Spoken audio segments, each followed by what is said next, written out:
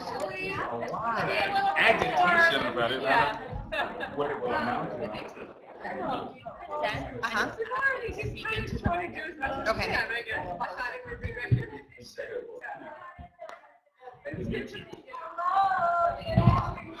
Yeah. We're so glad you are all here. Sarah, hold on 1 second. We're watching live. Do I need it? Yes. Good afternoon. I'm Sarah Stranahan, and I am kind of holding the space for Leah Hunt Hendricks, who is under the weather today, and otherwise she would be here doing the honors. This whole series owes a debt of gratitude to the Sister Fund and Leah and to Philanthropy New York, but because they lit the spark to say, you know, there's all this talk about a new economy, but what does it really mean? And how do funders really get their arms around it? And what does it really mean in terms of kind of fundable work on the ground? And so Leah came to me and John Cavanna and a bunch of other people, and we said, how are we going to kind of break apart something so big as a complete political economic system shift into kind of digestible pieces that funders can wrap their arms around? And that was the birth of this series.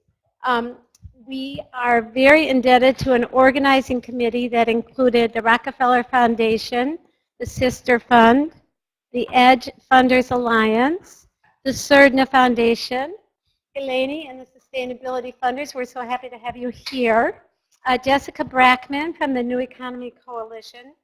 And I think that's all. And of course, Philanthropy New York, which has been amazingly not just supportive, but actually creative, and has actually co-created this with us. So this is a series of 6 funder briefings on different pieces of the new economy. This is the second in the series. And each of the series is going to start with a short film that kind of introduces the larger concept of why we need to redirect our political economic system so that we can create equity, we can create sustainability, we can create democracy, and we can create meaningful communities. So that's the overall frame. And then today we're going to be talking about the future of work. And I'm going to introduce Amy Morris and let her tell you more about what's in store for you today. Thank you. Thanks, Sarah. So I actually wanted to start by having kind of us all go around and introduce, kind of figure out who's in the room and where we're all from. And then I'll talk a little bit kind of about Surdna's interest here and why we've been a part of planning this session. But just a housekeeping notice to say, I know that this microphone is not amplifying my voice. There's those of us who are here in the room now, and then we're also live streaming what's happening here today. I'm sure thousands of people are tuned in on the edges of their seats. So please do use the microphone and hold it close. Yeah. But I think we'll just, so I'm Amy Morris, Program Officer in the Strong Local Economies Program at the Surdna Foundation. We can just pass this. Hi, everybody. My name is Aditi Vaidya. I'm with the Solidago Foundation and the Sea Forward Fund. Eileen Jameson Tyrer with the Unitarian Universalist Beach Program at Shelter Rock. Hi, I'm Anna Wadia with the Ford Foundation. I'm Beatrice Nordling with the Open Society Foundation. Pat Jenny, New York Community Trust. Suchatha Jahagirar with the DC chapter of Resource Generation. Yancy Garrido, the Clark Foundation. Hi, Laura Rissamini with the Sister Fund. Violet Lee, the Sister Fund. Hi, I'm Jessica Brackman with the New Economy Coalition and also the New Economy Film Festival. I'm Allie Smart with the New Economy Coalition. Justin Klimaszewski with Barclays Bank Community Investment.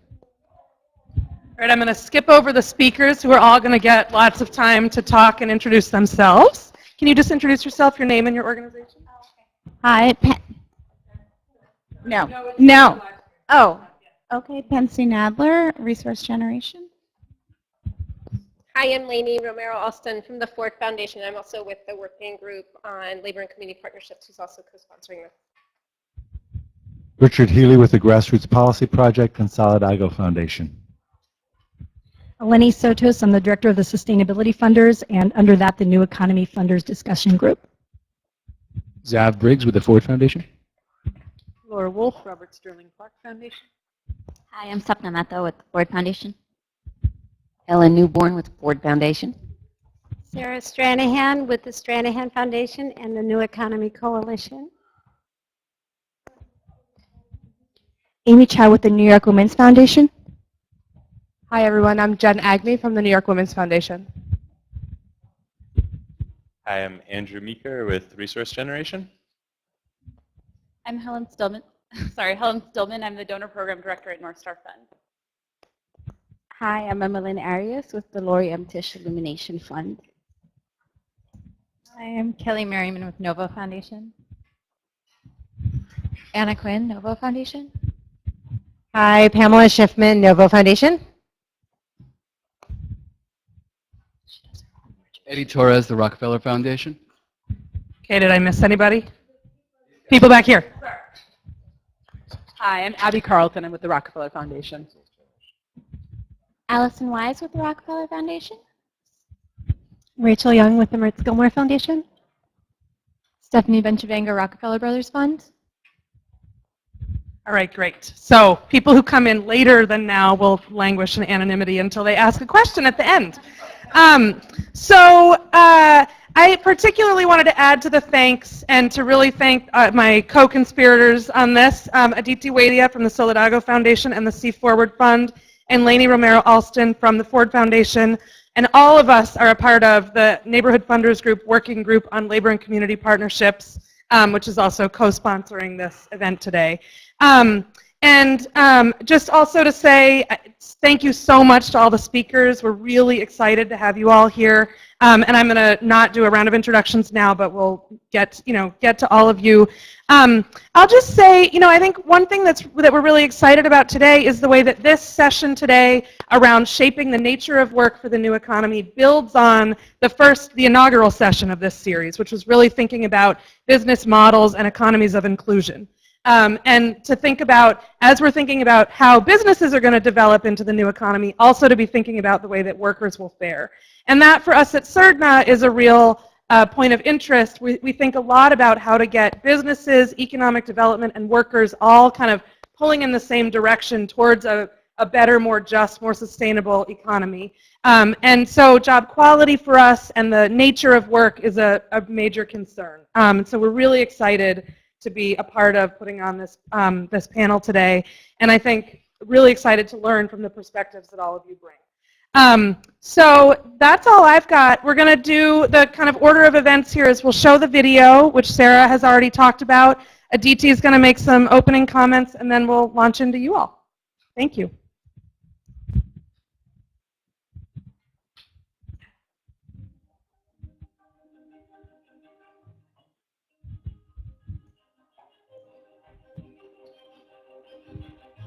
There's a lot of talk about the economy these days.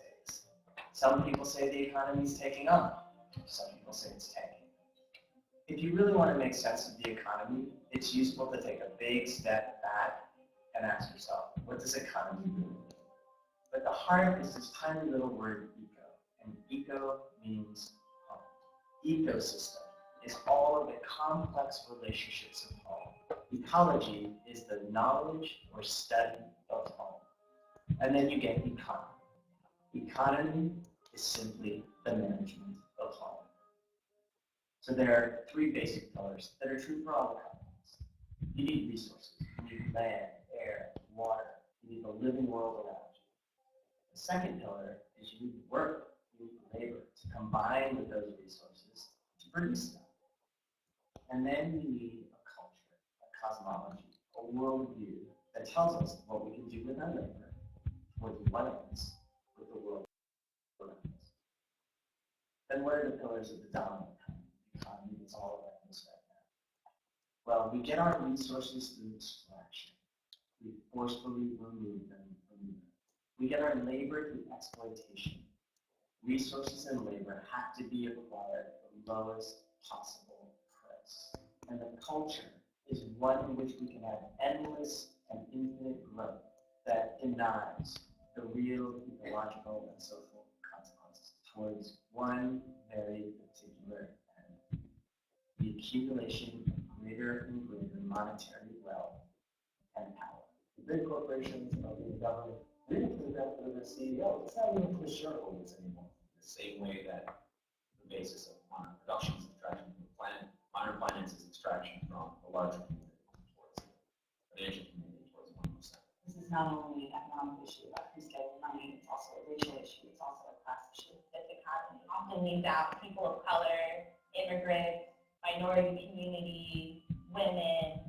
So the question is, if the extractive economy is what got us into the mess we're in right now, can it get us out? Not likely.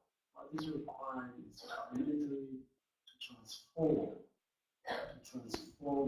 these structures. The depth to which corporations are integrated into economies around the world, meaning we absolutely have to say at the global level, the international level, we need to explore new ways of managing growth. The new economy has to step away and then push back at those old pillars, because it has to be a new economy that puts people before profit, that puts planet before profit.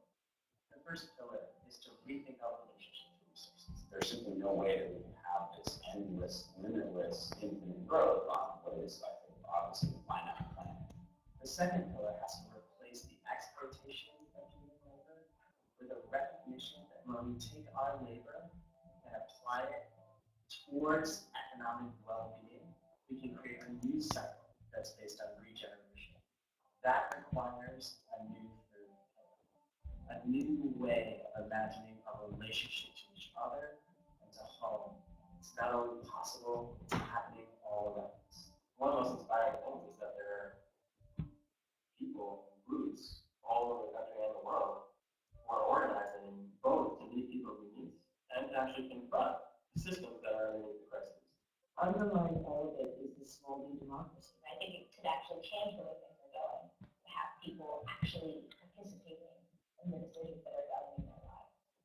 Any economic transition has to have this notion of restructuring the way we think about ownership. That demands some political muscle, some organizing muscle, and some idea muscle.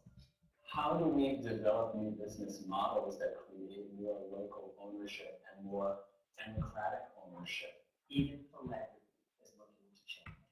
The greatest task philanthropy has is not simply to give to what exists, but to reimagine what is possible. The most basic thing we're talking about is human consciousness, but not in the sense of self-awareness, in the sense of how we behave, how we think, how we understand the world we're in, and how we form relationships. And the extent that we start transforming those understandings and those relationships, that's part of forming the new economy here and now. By looking at how we live, we can find how we can live better, more interconnected lives, and simultaneously invest in and build the economy we know we need. And maybe we will be happier for it.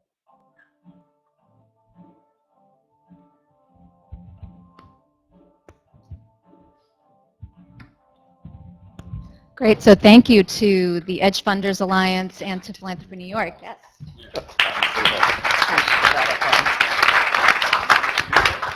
So one of the things in our opening that we neglected to do is actually we'd love to know who is in the room so that we can stay connected to you. One of the ways in which we're hoping to do that is Eleni Sotos here, who introduced herself as part of the New Economy Discussion Group, which is a group where funders have really been coming together to learn more about some of these broader systemic questions, is a space where we're hoping to continue to engage in conversation. So we have a sign-up sheet that we're actually going to pass around, and feel free to add your name. We will not bombard you with emails, but it would be a good way for us to take this conversation that I think is going to be really robust to the next level. So one of the ways that I wanted to shift from what I think was a very good framing, this film has been a way for us to set a narrative and connective tissue between a variety of the 6 sessions that are part of the Philanthropy New York series. And so the last session, the launching session, was really about business models and business development and quality jobs. This one is about work, and there are a variety of other intersections that I think many of you are interested in related to new economy, money and politics, climate and energy, and so on.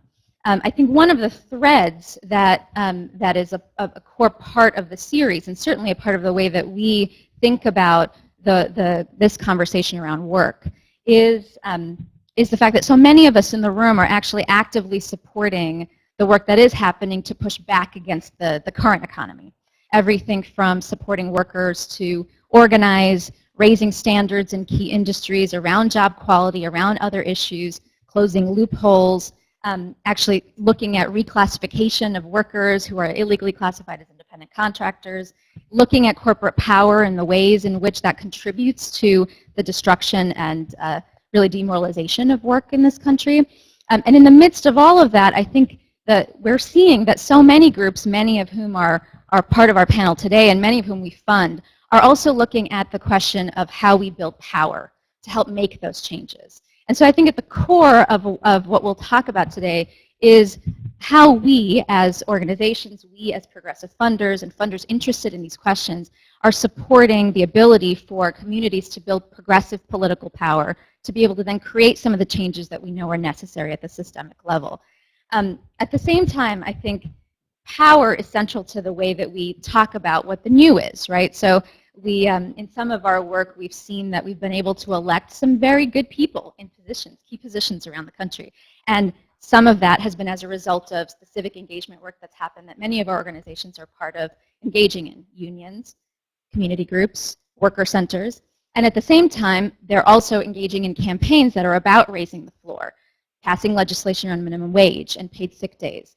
And so the question is, once we're building this kind of political influence and power, what are we doing with that influence to actually set ourselves up for something new, for the new? And what does that new look like? What are the elements of the new? So I'm excited to really engage in that conversation today because I think that is a piece of what's important to be thinking about as we define what work looks like in the context of the new economy. So I'm just really delighted to introduce Rinku Sen, our moderator. She is the president and executive director of Race Forward, the Center for Racial Justice Innovation and publisher of Color Lines, and I think many of us know Color Lines. Among many of the impacts of her work and Race Forward's work is bringing systemic analysis to complex race issues to help people take effective action towards racial equity through research, media, and practice. And in addition to her communications expertise, she's also been leading some work around exactly this question, these questions of race and class as it's related to the new economy and the new, and many leaders in the movement, which I'm hoping she'll also be able to touch on today. So let me turn it over to Rinku. Thank you. Thank you. Thank you.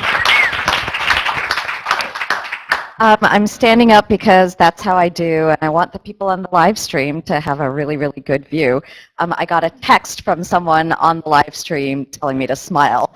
So, so indeed, hopefully there won't be thousands of those texts in these next 2 hours, but I can live with them if there are. It's really exciting to be here. There is so much talk about what the shape of our future economy is going to be, and almost none of it outside of this room is about how workers are going to deal in that new or future economy.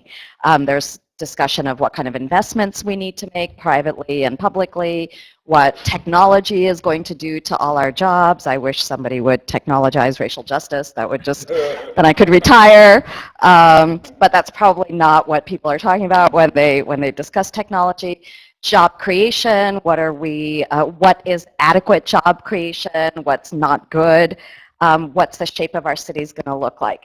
So in all of that discussion, in order to have the people who are generating the wealth and the income by actually doing work, by actually creating products, building things, wiping butts, you know, the things that we have to do as a society to keep everybody whole and constructive, those people are not much, certainly not at the center of the discussion, and And yet there is lots of tremendously exciting work happening that has so much potential to improve the nature of work, to improve actual conditions under which people work, and in turn to improve the conditions in which they live and their families live. So just a quick example on Feministing this afternoon, I was reading about a study that shows that the number of stay-at-home moms has gone up from 23% of all mothers to 29% of all mothers. And when you hear that statistic just over about 12, 15 years, when you hear that statistic, you know, the first kind of mother I think of is someone who has opted out, quote unquote. I think about the leaning in crowd, leaning back out. But in fact, it turns out that that growth among stay-at-home mothers is not by choice. It's people can't get a job and they cannot get childcare. And so the identity of those mothers is poorer, more immigrant, more of color, younger than who they were when the figure was 23%. So that is the kind of thing that, you know, you see a statistic in the news, and how that statistic gets, how meaning is made out of it is so much up to all of us, how we talk about it at the water cooler, what we take up around economic questions in our own work. So I think our discussion today is a lot about what are the ideas, the opportunities, the training, the protections, and the support that workers now and of the future starting like, you know, at 5:05, what are those things that should be built into our planning of a new economy, built into our transition planning, so that we don't end up with a terrific new economy that is diverse in many ways but deeply segregated. It's so possible, as I know it out of my own work, to generate workplaces where lots of different people work there and industries, but in very constrained roles without much mobility between them. So, you know, in my view, bad jobs are discriminatory jobs. Good jobs are made, not found.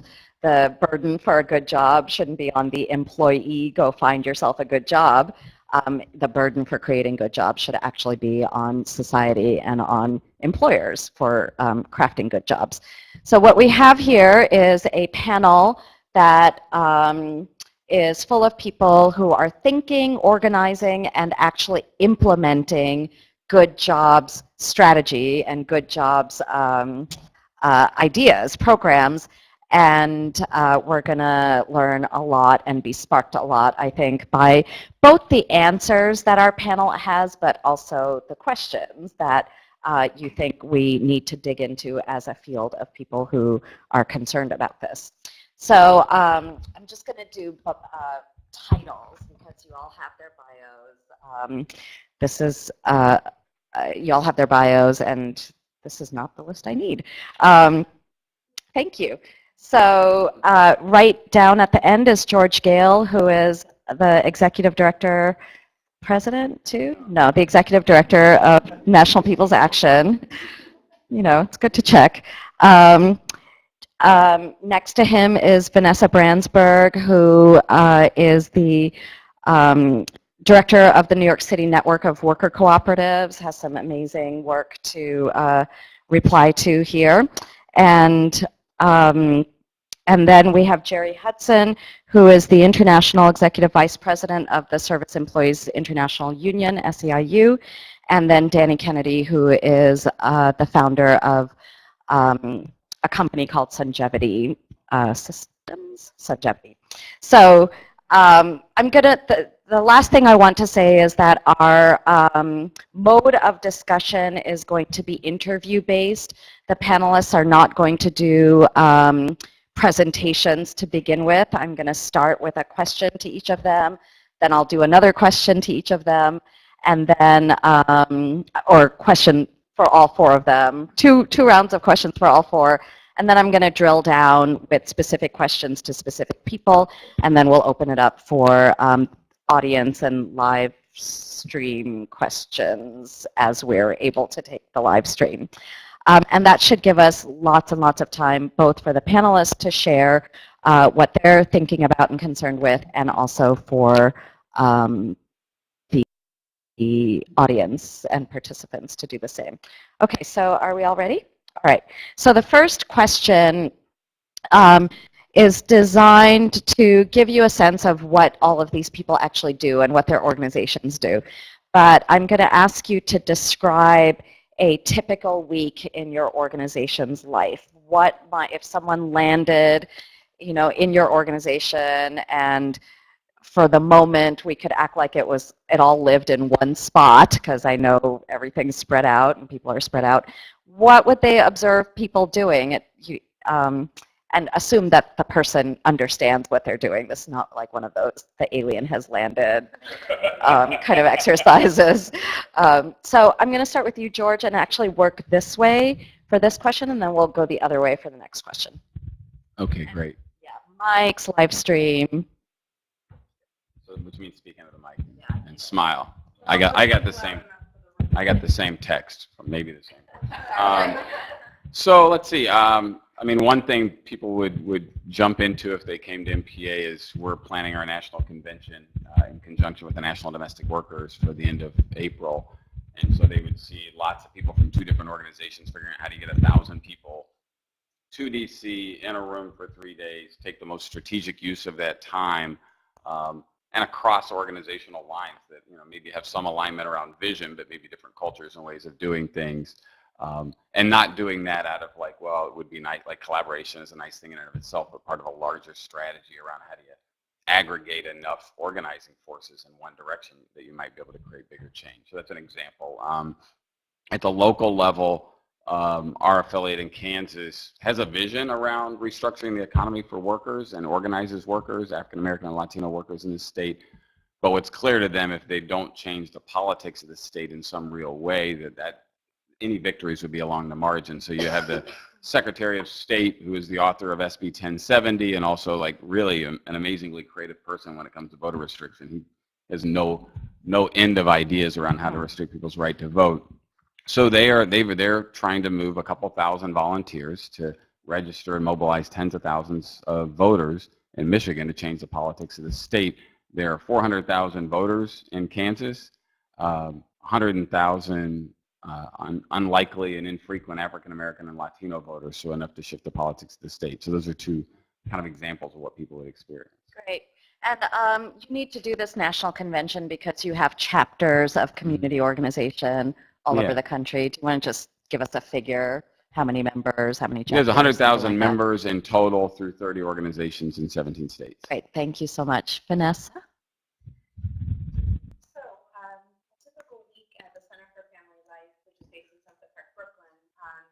Would entail many of us in my team, which is basically a group of 4 members that do cooperative development, meeting with multiple cooperatives that we've incubated in the last few years, including CSEPOI, the Women's Cleaning Co-op, Beyond Care Child Care Co-op, Kicking It, Golden Steps, and there's a few more that I'll talk about later. So we have member meetings that we Vanessa, you need to get closer to your mic, I think. Just thank you. And so we often attend the meetings with the worker co-ops, depending on what developmental stage they're in, to assist with training and to assist with sort of different governance issues that come up and so forth. We're also meeting with different committees of each cooperative to help with the different stages that they're at, depending if it's doing strategic publicity campaigns or issues around marketing, things like that. And great, thank you. So in addition to definitely, being with the cooperatives on a daily basis and assisting at different points that they're at, we're also really involved with the New York City Cooperative Development and Coalition, which is working very closely now with the city council and with different folks at different city agencies to really think forward about what are the next steps in terms of getting cooperatives, more attention and just really thinking about how to build capacity. So that's a newer project that we've been involved with. And then another really great sort of program that we've been running for the last 2 to 3 years is the New York City Cooperative Development Initiative, which is working with community-based organizations around the 5 different boroughs who are interested in developing incubators themselves in their organizations to develop co-ops in the neighborhoods that they're in. So we're very attuned to that and running a class that's ending now this week, and we'll be moving on to providing technical assistance to each organization individually for them to develop an incubator. Great, thank you. Jerry? Typical day in the life of SEIU week. A week is so that's hard to describe. SEIU is a 2.2 million person organization. It's organized in 3 industries or 3 sectors of the economy. It's organized among public workers. It's organized among janitors. You got to talk into the mic. Janitors, and it's also organized among healthcare workers. There's about 1.1 or 2 million healthcare workers in it. About 700 or so thousand public workers, both state and city, and there's about 300,000 janitors spread out throughout the country. It is hyper involved in trying to organize new workers. It has now begun to organize outside of its 3 core industries. It's now in fast food and doing all kinds of low-wage worker organizing outside of the 3 places where most of our workers now are. It's hyper-political. I'm the person who runs most of the politics for SEIU, and so if you followed me around, my typical week is trying to prepare for the midterm elections. We're in about 7 or 8 different states where we're organizing a pushback against what we see as right-wing attacks. You're organizing around paid sick days. You're organizing around a bunch of things, right? If you're me. And if you're thinking ahead, you're trying to force the labor movement itself to imagine new kinds of partnerships with organizations outside of the labor movement in order to build power for those workers. And so if you're me, you're talking to people like George and a lot of other kind of community-based organizations to try to figure out how together we can build power for low-wage workers, mostly of color. So, excellent, thank you. Hi, a typical week for Sungevity is selling solar systems. I guess we're here because we're doing what is a new economy business, residential solar systems. We do a lot of the customer acquisition and processing online using software. That was sort of our pioneering tool, and as a business about 7 years ago when we came to market, that was a big difference. We have about 400 people doing that in Oakland, California, have another 50 in Sydney, Australia, and nearly as many in Amsterdam, Netherlands, sort of growing globally, growing gangbusters like the whole solar industry. You know, it's not terribly exciting work. It's lots of people sitting on phones and at computers, and then organizing fulfillment of those sold systems with partners across America and Europe and Australia. So we have tradespeople in different sectors, in different states doing the installs, which are about, you know, a day to 2 days work on the houses. And yeah, we're spreading solar. My job doesn't look like that. I tend to travel and talk to investors and utilities and partner contractors and others and get rolled out as the token business person at things like this. Gotta have one. Yeah. I guess when the Sierra Club needed someone to get arrested at the White House, they're like, Danny will do it.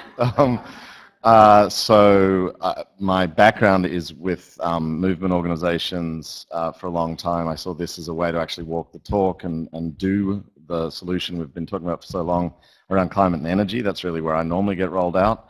I think we need to produce solutions and say yes more than no these days. So that's what I think we do if you looked at the business. I should also mention that I think it's in my bio, I'm on the board of several nonprofits, including the Solar Foundation, which is a DC-based organization that does a lot of workforce development and training for the solar industry. As the new economy rises, solar will be the power supply, in my belief. Certainly the preponderance of electricity, which we all take for granted on Earth in the next century, will come direct from the source rather than through steam boiling.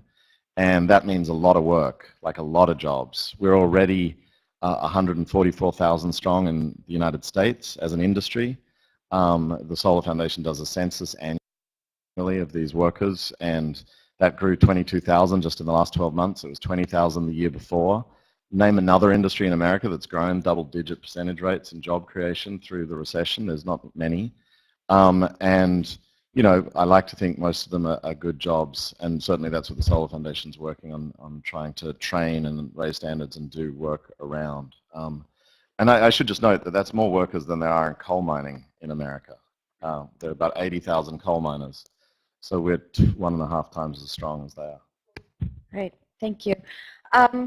So the next question I want to ask all of you, and we're going to start with Danny and go down the line, and I might even have a slight bit of specificity for you, Danny. But the question is, from your perspective, doing the work that you do, what is the thing you want to pick out for this group as the high leverage thing that you do? So what aspect of your work do you think is most effective in moving the new economy conversation with workers at the center? So to me that means, it's not an old conversation. You're bringing some innovation to the discussion. Either somebody new is getting involved or the questions are different. So in your, now we know typically what happens. What part of that work do you want to lift up for us as something we should think about? And Danny, for you, because of your history with Greenpeace, I'm really interested in green jobs, a green economy, the idea of a green economy. What do you see as the relationship between people like yourself who are building businesses and environmental activists who are getting arrested with Greenpeace without you, or alongside you, however that works? So you can either answer that now or later, but I wanted to put it to you. So there's sort of two questions, right? Yeah. One I'll is give sort you of the 4 minutes. Oh, gosh. One's sort of the theory of change and how I place myself in it. If any of you know Bill Moyers, not the journalist, but the civil rights worker, wrote Doing Democracy and various other things you probably are familiar with. I like that movement action plan, the social change theory he espoused in that book, which shows that all social movements go through phases in which the rebel is needed, the Greenpeace direct action, ya basta, we have to say no to the things we're against. But to succeed, you also have to say yes to the things you need and what you want. And business is actually often the change agent that brings that to pass in those stages of social movements. I mean, I come from Greenpeace. Whaling wasn't my thing, but I ran the Greenpeace office down in Australia for 5 years. We did a lot of whaling campaigns. What you probably don't think and realize is that we won whaling with businesses. The whale watching industry is what turned that debate in the 80s. Until the 1970s, whaling was everyone's business. This city, Boston, wherever, were whaling stations, and it was business as usual. And a bunch of hippies from Canada turned majority public opinion in less than a generation to think that that was abhorrent and shouldn't be done. And it's been basically phased out from most societies. Mostly because the business voice got behind it to say, hey, we can make more money and create more jobs and work taking people out to see those critters off the coast than killing them for oil in the lamps. And that's true of many social movements. If you think about the role of small entrepreneurial business as change agent, that's true of the energy transition we're going through now. So that's what I think we do. What's the most important thing I'd like to lift up for you is the fact that we're actually employing people. I don't particularly get into the green job thing, just like I don't believe it's alternative energy. It's jobs and it's energy. And we do it better for less. And we don't kill our kids with it along the way. And that's really important. you know, what do we do as a company? We employ 400 people in Oakland, California, for God's sake, coming out of a recession, one of the worst hit cities in California. We have 100-ish contractors across America that we provide a lot of work to. And they're good, it's good contracts we have with them, I like to believe. They're tradespeople that we pay well for good work in states all across the nation. You know, we also, as a company, tend to support entrepreneurs. We have an incubator that we've helped support in Oakland with 12 companies in it, building other solar businesses. And part of that is because I think we got the cart in front of the horse in the late sort of part of the last decade on green collar jobs, enthusiasm, before there were green businesses. You know, there was all this sort of hype about boots on the roof. And actually, that's not the work. The work is selling, financing, boring stuff like that, dealing with utilities, changing regulations, working out how to interconnect one technology to an old tool set. You know, all this retooling and rewiring of America is going to require a lot of white-collar looking stuff, like my guys sitting at computers making sales over phones, as much as it is going to involve people on roofs for a day or two. So we overtrained for the employees before the entrepreneurs had created the businesses. And I think that therefore created disappointment. And if you go back to Bill Moyer and the Movement Action Plan, created activist fatigue, actually, because we sort of made this promise and a lot of hype, and we couldn't fulfill it at the time. But the follow-through is there, and we are fulfilling it. It just takes time. You know, like 144,000 jobs, I'll say it again. We're at less than 1% of electricity supply in this country. We will be, by conservative estimates, 10% of electricity supply in this country. I think we'll be 50%. That means we will have millions of workers doing solar work in coming years and decades. That's good. Great, thank you so much. Jerry, the aspect of your work that you feel like is most important for this particular conversation. I think SEIU began to note in the last, I would say, 5 to 6 years that a huge amount of the worker organizing that had gone on in the country really was among low-wage workers of color. And we began, in some ways, to think that a whole different approach to organizing those workers was necessary. So when you look at our campaigns, Justice for Janitors campaign, it's not a typical worker organizing campaign. It's not just about going after an employer and trying to organize. It's about organizing a whole community that in some ways then goes about promoting the interest of those workers. I think you will see that also when we went after home care workers. We had to invent new ways to think about their employers and their relationships, and then go back and figure out new ways to bring workers who are generally not in the same space with each other in some real connections to each other, and then using their power. And so I think we've been very creative at looking at what for me has been historically a racially structured labor market, where workers of color are on one side of that or in one piece of that economy, and thinking of creative ways to try to organize inside of that pieces of the economy to bring organization and power to those workers. I think that's the piece of my work that I find the most interesting. In recent years, we noted that alongside of the kind of work that we've been doing, there have been worker centers, right? Doing the same kind of work, using some of the same kind of techniques. Okay, but I'm going to stop you there because I'm going to come back to you on that question very specifically. But before we move on, I just want to press you a little bit on this notion of how we need to think about the relationship of the worker in organizing differently. Like, could you give us an example? So if the janitors are thinking about themselves in a new way in relation to their industry, what are the elements of that new way? It's who worked in certain jobs had something to do with who they were. You know, it's women, it's immigrants of color working in certain kinds of jobs. And part of organizing them is, in some ways, organizing around their identity in a way that it's not just about the work itself. It's about who the worker is, how they relate to the larger society, and it is bringing other folks who have that same relationship into some connection to them to help them build power. So in that Great. sense. Thank you so much. Vanessa?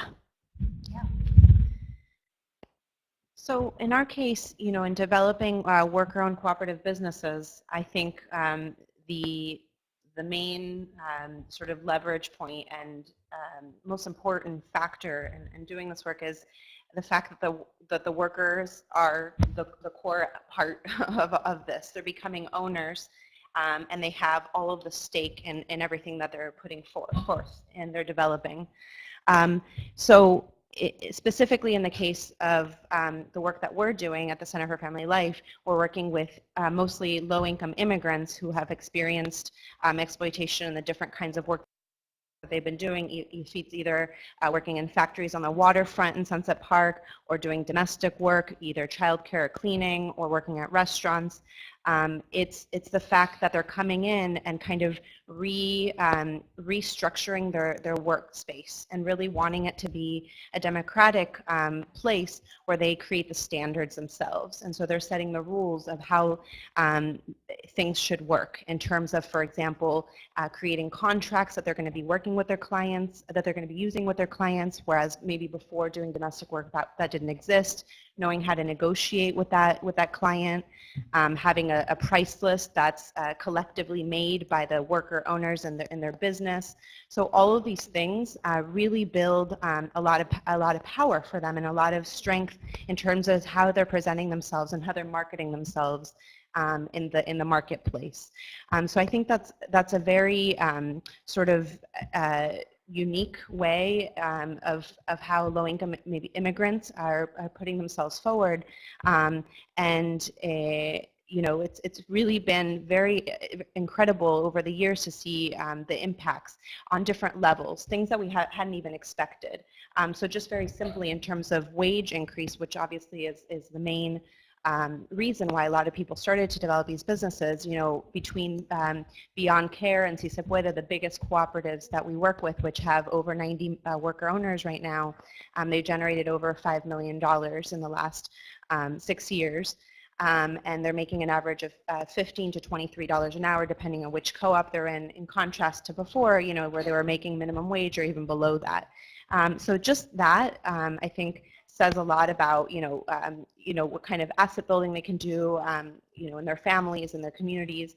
And then beyond that, which I can talk more about later, is sort of the impacts that it has on the individuals as developing leaders, on their communities. You know, cooperatives are not just isolated businesses, but they have 7 international principles that they're abiding by, which includes definitely, you know, connecting to the community. So this is just, you know, just the fact that it's a democratic workplace, I think, you know, has a lot of different elements that are really powerful for the workers that are essential to this work. Great. George? I think one question I'm guessing a bunch of us are kind of wrestling with is like, is the goal to organize for a better piece of the pie, which is what a lot of us have spent our life doing as we think about the future work, or are we trying to like own parts of the pie? And I think so I just open, I think that's the big thing we're struggling with and thinking about in this moment. Everything I'm going to say real quick is something that will not succeed unless we do it with a lot of other people, but these are the kind of leverage points that we're interested in. I mean, everybody here knows inequality is not new. What's new is that it's on the front page, right? So that's not new to communities of color and to women and to poor white communities in rural America. That is not new. But we do have an opening, and so what are we going to do with it? And we feel like kind of mission critical is getting the diagnosis right, like collectively, and that we actually, if we fail to get the diagnosis right, we'll end up with some Band-Aid reforms that cover over some of the problems but actually don't address the underlying structures. And so actually the collective role that we play in helping there being at least a good enough chunk of the population that has a similar diagnosis and makes meaning of the moment in the same way, I feel like if we blow that, we may blow what's possible. And for us, the diagnosis, you know, at the most base level, it's about power. Power that workers have in relationship to their employer, which has been undermined, you know, quite methodically. Power that people have in the political system. and then race within all of that. And that if we don't address race both in our kind of analysis, vision, and strategy, we could end up with some wonderful universal policies that actually expand inequality among a certain set of people. So we feel like that's mission critical. Actually do not feel like collectively we're on top of that one. I'd say secondly, around the kind of the future of work, we're trying to figure out how do you build, well, what feels unique about this moment is you have a broad enough cross-section of workers that are maybe experiencing inequality in different ways, but they're all experiencing a similar anxiety. And so whether you're a low-wage worker, which many of us work with or fund, or a middle-class worker that's stagnated or maybe been pushed out of the job market, or a student coming out of school with crazy debt and no job prospects, like as people that want to, I think, know we need a movement to actually dramatically shift what's possible. How do we help that group make a similar meaning of what's happening in the economy? And if we do, there's a lot more potential. Great. Let me just do a little read of the group. How are you all feeling? Are you like anxious, antsy? I could keep going, or we could take some of your questions. So I'll keep going. Lainey's the only person responding, so I'm just, and she's responding in a way that meets my needs, and so I'm going to elevate. Yes, right. So Jerry, let's start with you because you opened up a thing. I really think there is a question, a strategic question live about whether or not we need unions. And because you mentioned worker centers, and worker centers are in some cases able to generate good benefits, you know, obviously I do not expect you to say in this room, hey, I think, you know, maybe we could let labor unions go and be okay. I do not expect you to say that. But I would love for you to reflect a little bit on why we still need unions, and what is the relationship of formally organized unions that are subject to the National Labor Relations Act and community-based workers organizing efforts, which have gained a sophistication over the last 20 years that is important and impressive, and that I know SEIU supports and the union movement supports. So tell us your thinking about how to get workers organized. So this question of unions, let me say, for me, all unions ever mean is a collection of workers organized to build power for themselves, to influence what happens to them on the job or in the communities out of which they come. And I think those things are as necessary now as they've ever been. What shape unionization takes has historically changed, right? There was moments when most of what was organized workers was in craft unions. Then there was significant changes in the economy itself, and workers built industrial unions. Public sector workers said we need unions. What those things look like differed, right? One from another. But what they all had in common is workers said, individually, I'm not likely to get very far over against those who employ me. In fact, I then need to sort of aggregate my power with other workers like myself, and then figure out how I can use that power to figure out how to influence the shape of my own life. And that stuff is as necessary now as it has ever been. The worker center stuff, if I have a complex view of labor history and labor organizing. So you should just know that.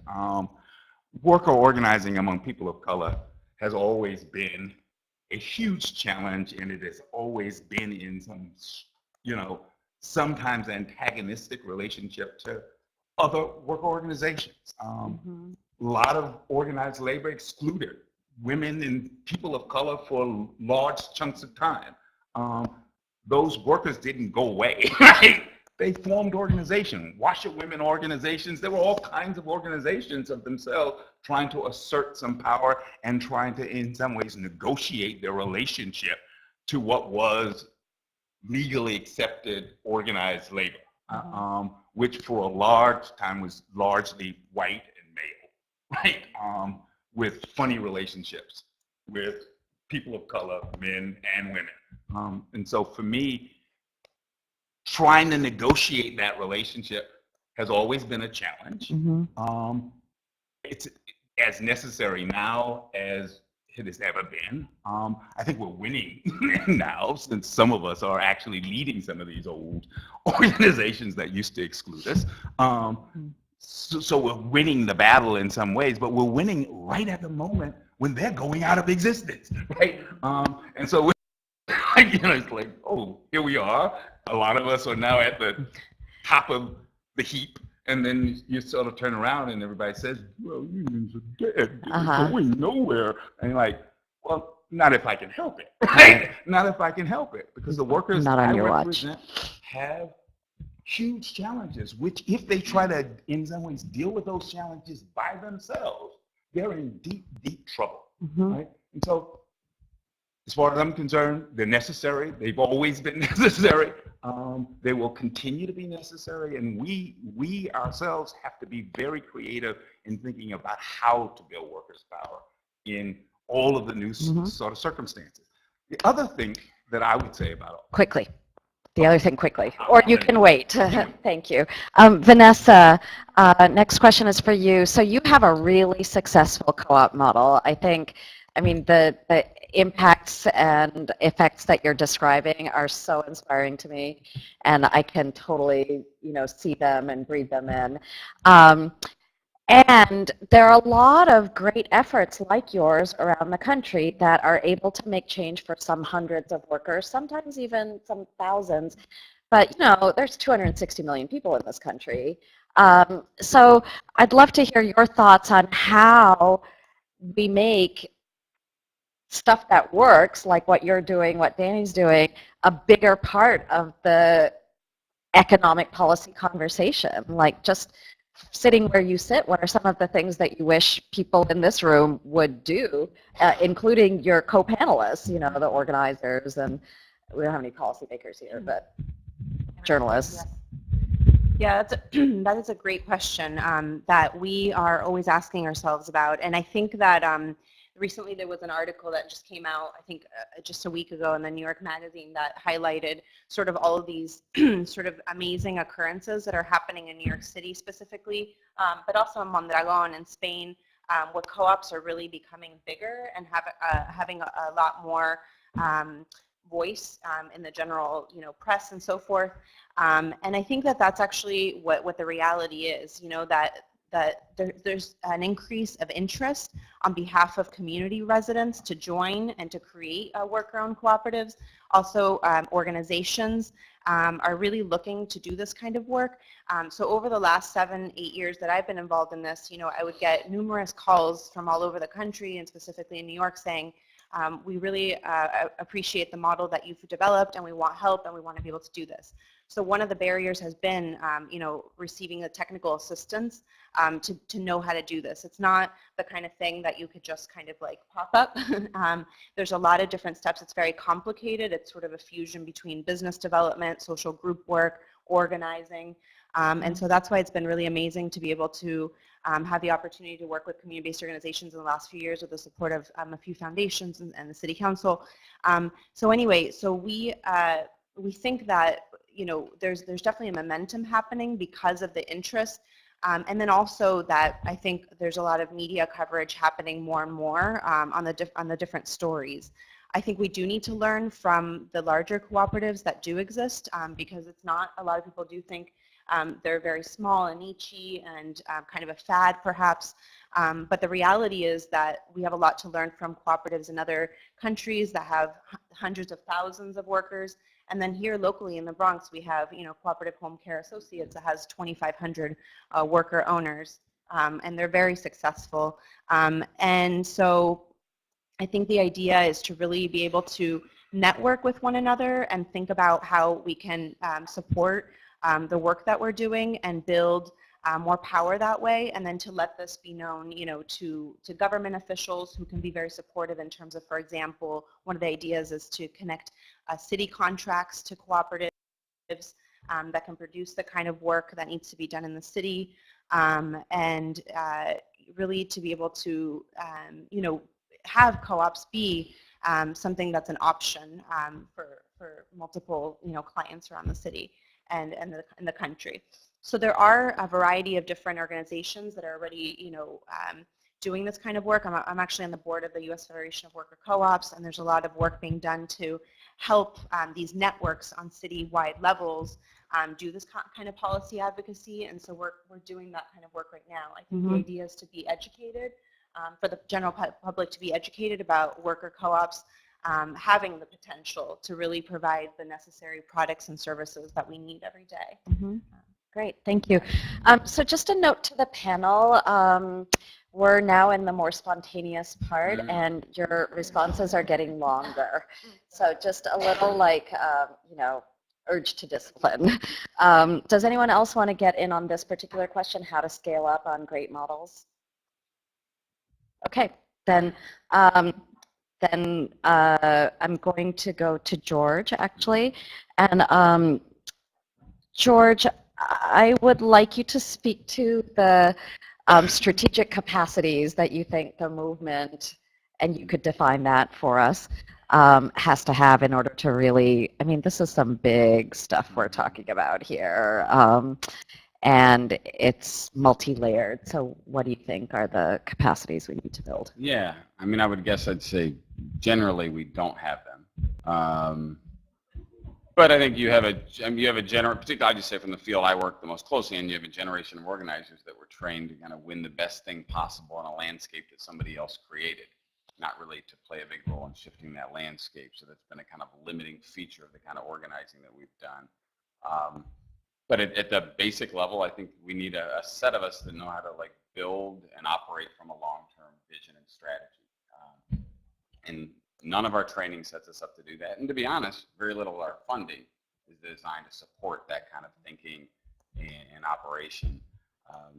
I would say we need to, just real simply, we can test for power in the world of ideas, worldview, ideology, narrative, however we want to say that. That's a place we need to have a plan to contest for power there. We have to contest for power in elections. Elections can happen to us or for us. Lately they've been happening to us. But it's not just about electing people, it's about electing ideas. Third, around structural reforms. I certainly was not trained to think about what are the reforms we might win that would actually change the balance of power as we head into the next fight. So a reform that might take away power from the opposition, give power to people, or do both. I'd love to talk more about that if we get to. And then I think within that, the next step is to have the capacity to think about sequencing. We don't do all of these at the same time, at the same speed. We may say, I've been thinking about if you wanted to bust up the big banks, say we thought that was a really important thing we needed to do. The kind of nature would be to run a campaign to bust up the big banks. And so we'd make materials and we'd go start lobbying and we'd have a year-long plan. I think a case could be made that there are a set of narrative, electoral, and structural moves that we would need to sequence over time that may include very little work on busting up the big banks, but actually open the political space that would change what's possible on a lot of the issues that we operate from. So I feel like that's the kind of thinking. I don't know if our entire base needs to operate from that kind of strategic capacity, but a much broader set of it feels like need to. Great. Jerry, did you want to get in on this? The labor movement has generally accepted the economy it's been given. And it's tried to figure out how to organize workers inside of that economy. Over the last 4 or 5 years, a number of us have begun to ask a different set of questions for workers.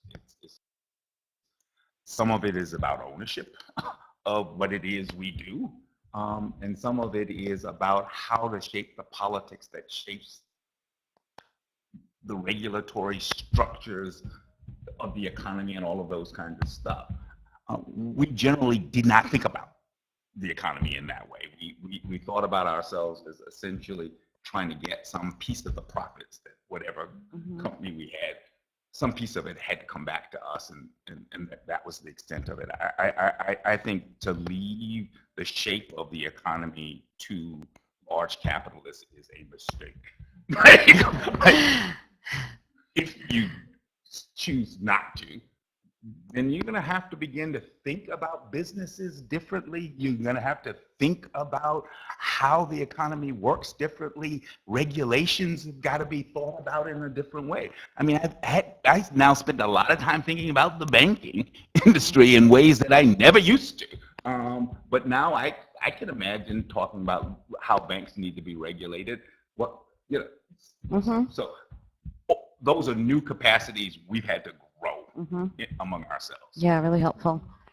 Yeah, forgive me if I'm redundant to the previous two, and also it's the same answer to the previous Repetition's question. good. Yeah, about scaling the solutions. We have to get better as a movement at articulating what we're for. You know, like there's a lot of talk about offense rather than defense, which we've played for too long.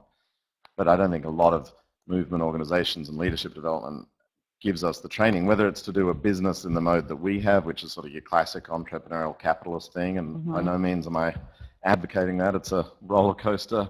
If it's co-ops, how to incubate co-ops, how to get union businesses to build their own, how to get equity for workers in owning companies in this new economy that we're talking about. We don't do a lot of that. And so I think training and getting these visions embedded young in movement-oriented people, and then giving them a career to build those things, because that's how long it takes. Great, thank you. I'm ready to go to the audience questions. We want to have, we have 52 more minutes together, and I certainly have more things I could ask and more things I'm sure the panel wants to say, but let me first just give the room a minute to ask questions. We are going to have you speak your question into one of these mics so that the people on the live stream can hear it. I think, right? Yes? Okay, great. So.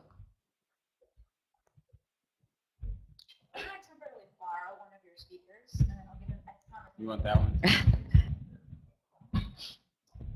Hey, here's the question.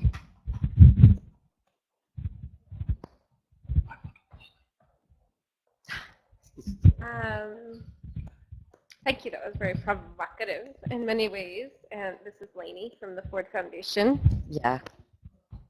Close to my mouth. Yeah. I'm just wondering, how do we think about this, given the sort of future of the economy is also a global economy, but many of the institutions that we have created, and capital is global, and many of the corporations are global, but yet many of our institutions and frameworks are domestic in nature. Just sort of how do we think about that and grapple with that as we move forward? That's a really great question. I'm in takers.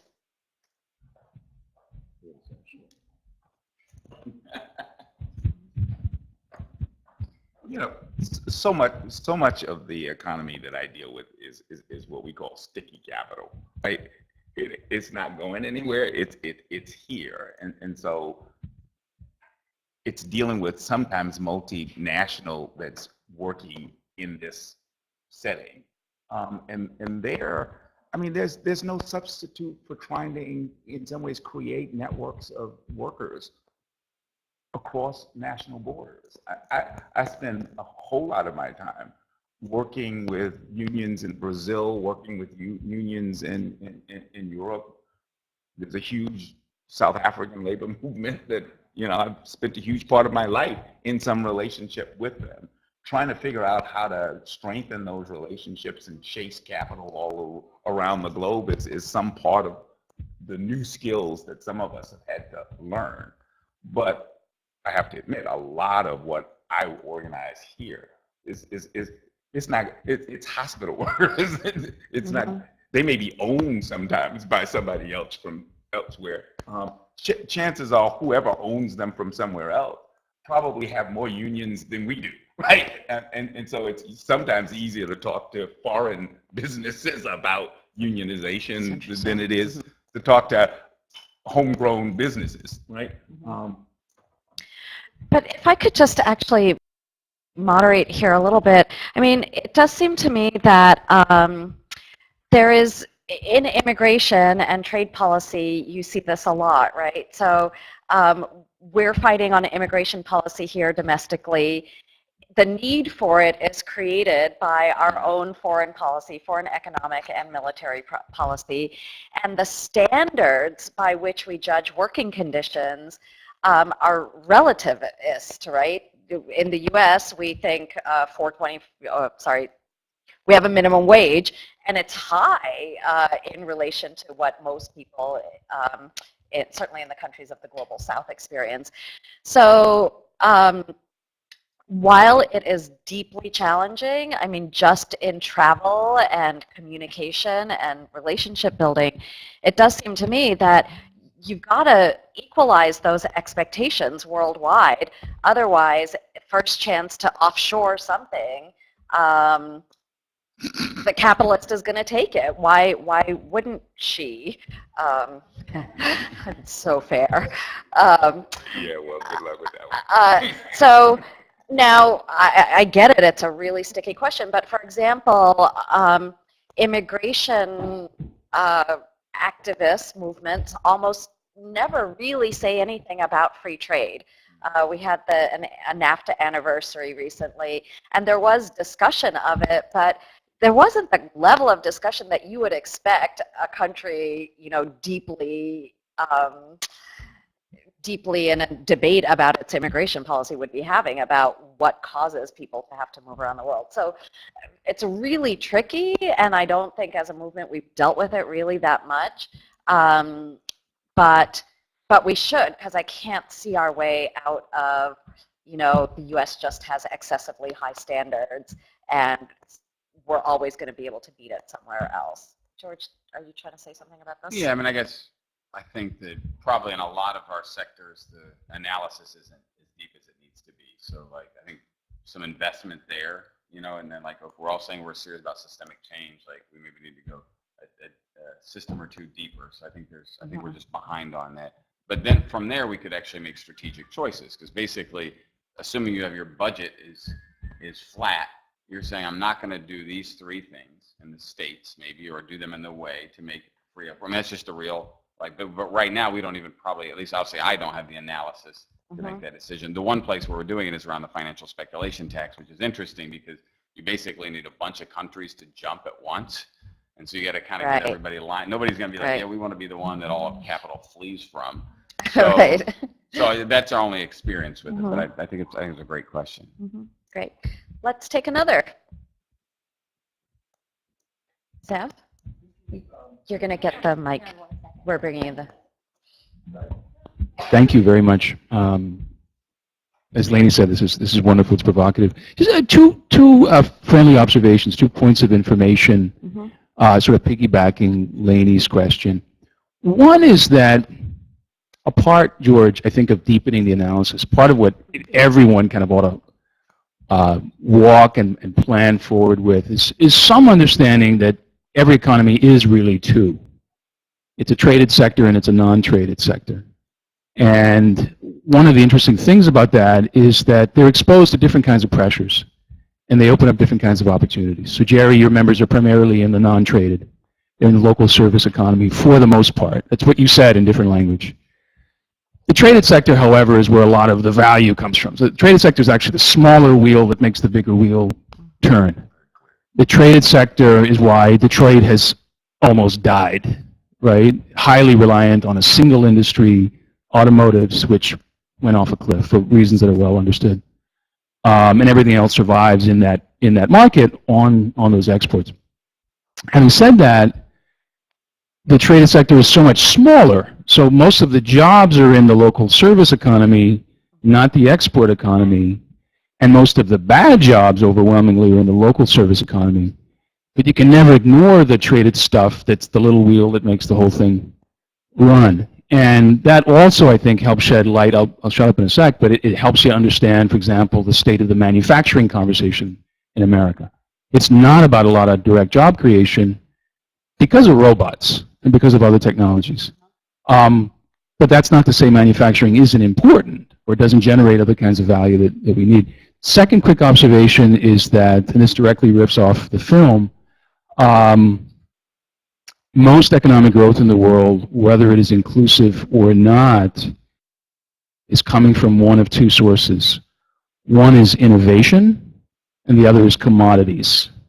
The commodities is shale gas, it's coal in Colombia, it's diamonds in South Africa, it's all those different, it's timber from Indonesia.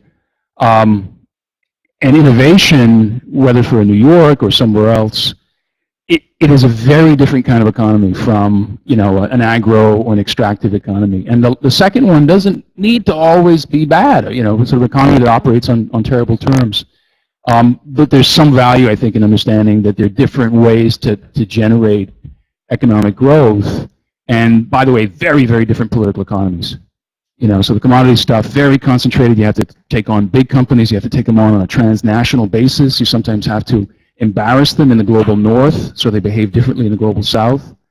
The innovation stuff, far more about skills and on-ramps and relationships in a given metro market, community colleges, the entrepreneurial community, Danny, go on down the line. So I say this to say it's not as though we should focus on one instead of the other, but I do think that some of these dimensions could be more widely understood, especially by the progressive movement. Thank you. Go ahead. Just a kind of a quick rejoinder to both. Firstly, you know, I used to hold the view that growth was kind of the ideology of cancer and not necessarily what we want, but have come around to some sense that there are places you do want to grow the economy. And one of them is sunlight. It's actually the only income to the whole system, to go back to the ecology of the film. And the only thing the planet receives, and isn't a depletion account, is sunlight. You can actually grow that with conscience. Whereas growing pretty much any other throughput is a system of depletion and destruction, extraction, whatever you want to call it, notwithstanding the innovation. So, you know, like, that's one of the reasons I think we're on a winner with solar, and a millennium from now we'll look back to this 200-year aberration and go, what were they thinking? You know, digging up buried sunlight and boiling water, how stupid. So we'll grow this economy. And to your point about the traded and non-traded sectors, or the value chain as we call it in business, one of the interesting things for this conversation about work and where work will be in this new economy, and by the way, I like the term new economy partly because the Chinese call renewable energy new energy, which I think is a really exciting framing. You know, rather than alternative or green or clean or renewable, it's just new. And the other stuff is old. And I think that's why China is going to be the source of the solution, in my view. As much as we parody it as the source of the pollution, and it has its apocalypse right now, so did LA. And they're going to actually drive a lot of this stuff because they see this as the new and the thing they want to do. But my point was that the jobs in this new energy economy are downstream in that sort of, you know, local service sector. But they can potentially be good jobs. There are very few upstream. Of 4 jobs created in the solar process, 1 may be in factories, tending robots on automated production lines. But they are automated. This machine that is magic and takes sunlight and turns out electricity is made by robots largely, serviced by a few humans.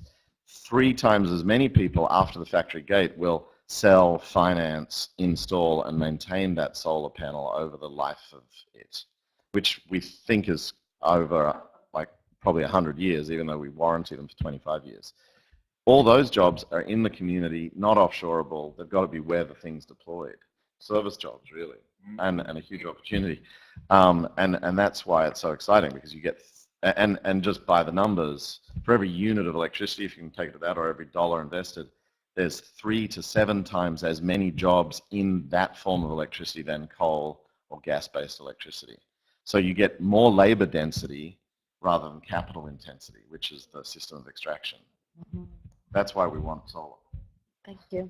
Any other reflections on Sav's comments? Okay. Others? Okay, we'll go Sarah and then Richard. Oh, no, I'm sorry. Yes, go ahead. Laura Please. Wolf, Robert Yes. Sterling Clark. I guess I just feel like a little bit is sort of in an alternate universe, and I was going to see, particularly maybe Gerald and George could reflect on how this discussion of all these developments you'd like to see intersects with the political realities, because both of you spoke about what seems to me the most important points, that you've got hundreds of thousands of under-registered to vote people whose interests are not reflected in the current economic structure. And you spoke about the fact that the labor union movement, despite the growing equality within it, is in the smallest representation of the workforce in many years. And so while it's true, somebody mentioned there have been some good people elected. Put your in mic spots, really close to your the mouth. question is, on the national level, it seems that every possible force that is needed to move this forward is going in the wrong direction. And we're looking at a midterm election where political power might shift even further against almost everything you're talking about, fueled by a campaign finance system that will perpetrate more of this. And it just feels like there needs to be some intersection.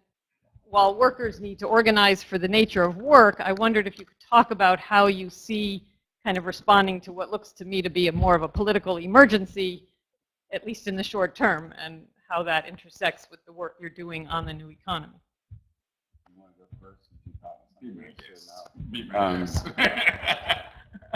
So you basically want to know, like, how do we take this dire moment and not get creamed, or is that the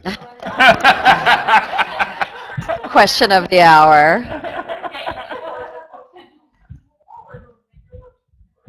Yeah.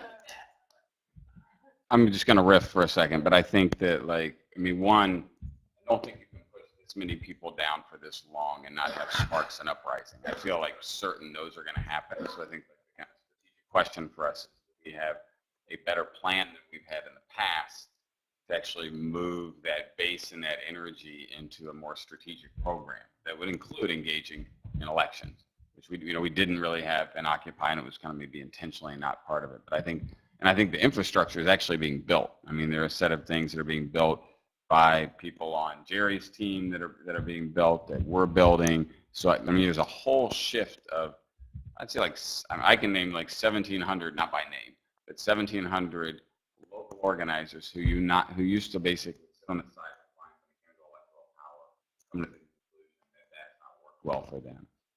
And so I think the underpinning and the political movement are being built in this country. I don't think we're going to see it in 2014. And actually, some of the federal races are probably not the place to actually build it. We actually will need to build it from the bottom up. We also have to, like, build and engage our kind of political program, C3 or C4, I think, in a much different mold than we have. And what would be different I in would the say, mold? Well, one, principles over party. We're loyal to a set of ideas, not to a letter behind somebody's name. That would be a starting point, and being pretty steadfast from that. I think building programs that are about mass volunteer engagement around a big vision instead of lots of paid canvases. There are times you got to do that, but I think those are being built. To do what we're going to do in Kansas, there'll have to be about 2,000 volunteers doing that program in Kansas. So building that up around inspiring vision, around a long-term agenda. And then third, which is, I mean, this is a big shift that's got to happen, and particularly with some of the challenges that the labor movement's having, is like, we actually have to figure out, and we are, how to raise money from our own people. So, like, our affiliate in Minnesota now raises $500,000 a year from its members, all 501c4 money. Our affiliate in Iowa is up to $350,000. We just went to Kansas, did a training. 10 members went and raised $10,000 in 4 weeks afterwards. But I mean, that's baby stuff, but that's the kind of new politics that people have to build. But right now, the kind of politics people engage in is like, vote for this person that's not very exciting, or vote for this person who's like less exciting. So I think, that's not hopeful for 2014, but I feel like the future of work as a place and then a new independent political movement are the two things that I think have the most hope for changing where we're going. I just don't think it's going to happen in the next couple of years. So a lot of my time is built trying to tell the labor movement that it has to build partnerships way beyond itself.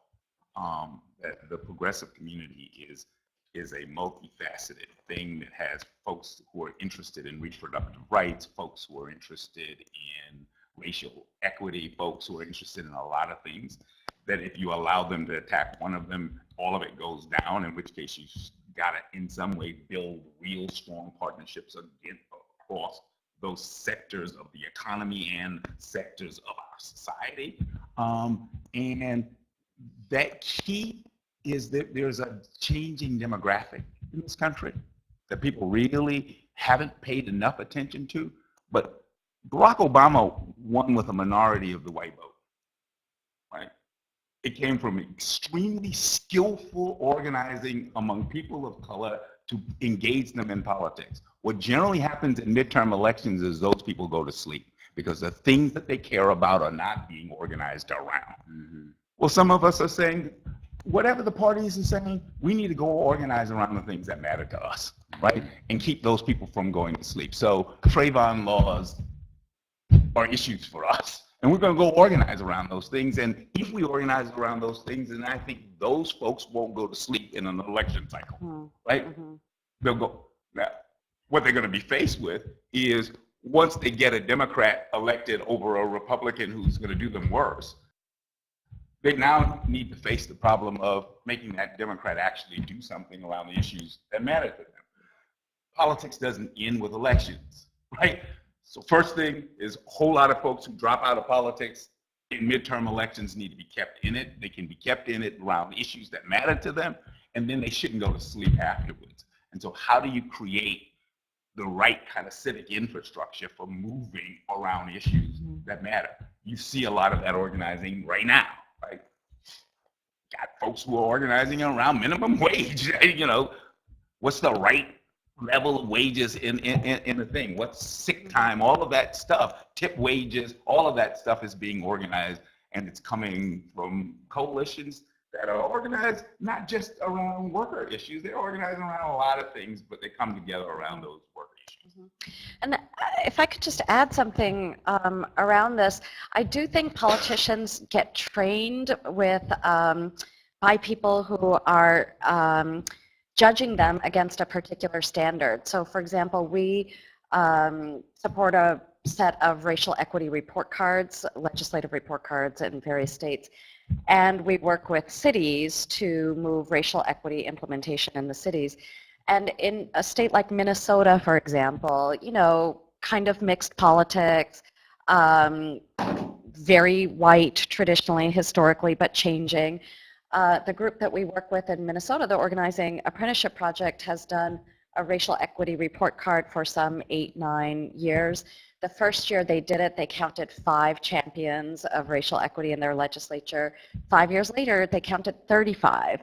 And it wasn't because 35 new people had gotten elected, it was because people wanted to get a better grade on the report card and they started acting right.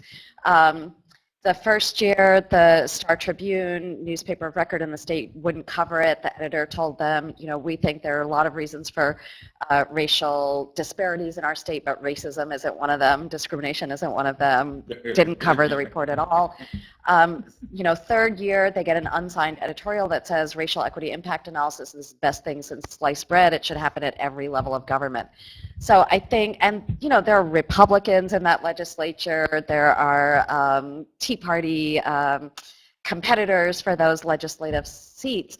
And, you know, that really, in 10 years, they've done that. And really, they started to see significant change at year 3. So I think our notion that it has to take a long time is something we need a bit of rebooting around, maybe. I think Sarah is next. Thank you. So I'm going to go from the here and now of political despair to kind of out in the future and ask a question about whether, given the robots that can produce the things that used to be manufactured that supported the industrial trade unions, whether we're looking at a future which in some ways is utopian, where not everybody needs to work 5 days a week in order for us to produce the sustainable goods that we should be consuming, rather than all of the goods that we manufacture to meet, you know, manufactured desires. And in that case, how do we actually then organize ourselves and allocate labor and resources and time so that everybody has dignity, everybody has a role, everybody has something to contribute, and we aren't innovating simply to make work? Vanessa, I kind of wonder if you might want to start us on that. Eat that mic. Yeah. Yeah, I think this is something actually that we're starting to see, or that we've been seeing with the work that some of the cooperatives have been doing. That it's not necessarily a desire for everybody to work full time or necessary.